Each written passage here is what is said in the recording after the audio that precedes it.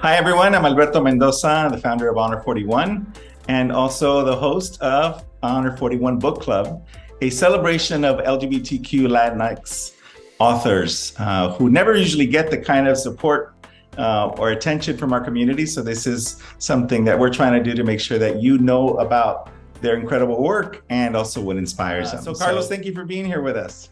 Thank you for inviting me, and you are very correct. We queer Latino authors are in the dark, so thank you for choosing to speak about us. Yes, well, that's the whole premise, right, of Honor 41 in general, is to celebrate our voices and our community.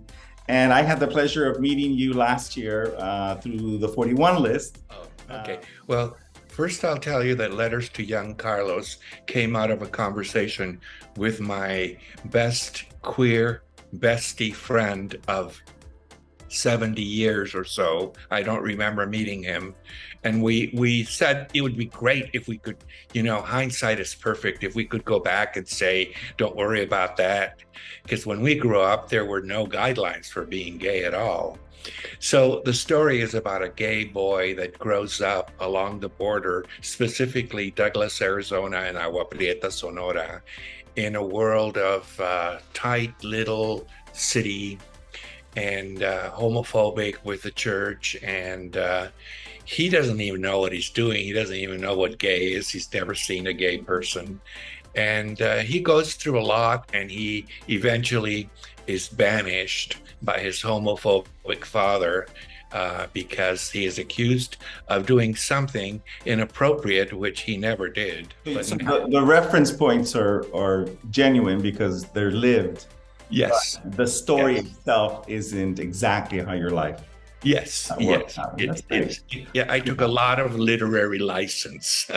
Everybody has a book in them, though, Alberto. Everybody who's listening to this or viewing us today, you have a story to tell. Tell it, because it's your story. And no matter how ordinary you think it is, it isn't. It's amazing. People would love it. So when you said you were nervous about how it would be received, it wasn't necessarily because you were divulging parts of your life. It was just about the vulnerability that we feel when we put something of ourselves out in the world. Yes, and you just gave, as far as I'm concerned, the best definition of an author. And I came up with Camaleon as the title. I started with the title, Alberto, because a chameleon, as you know, disguises himself with so many colors and so many protective colorations to hide from predators and from enemies and to secure the hunt, which is, I found, very parallel to many queer lives, especially in the 60s, when it was illegal for you to be gay. You could lose your job, you could do so many horrible things happen. And so that's how that came about. It was really the readers that wanted to know more about the characters, and I hope I gave it to them.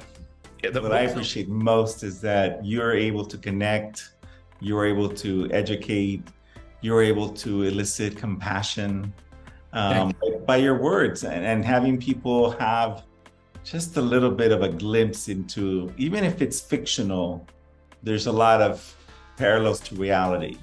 And that, I think, creates compassion. And that compassion hopefully leads to respect and minimizing hate. Camaleon and Letters are both on Amazon, and if anybody feels moved by it and wants to write a review, an author always appreciates it. So I want to thank you for sharing what this is. I look forward to talking to you about your third book. Give me a couple of years. Yeah.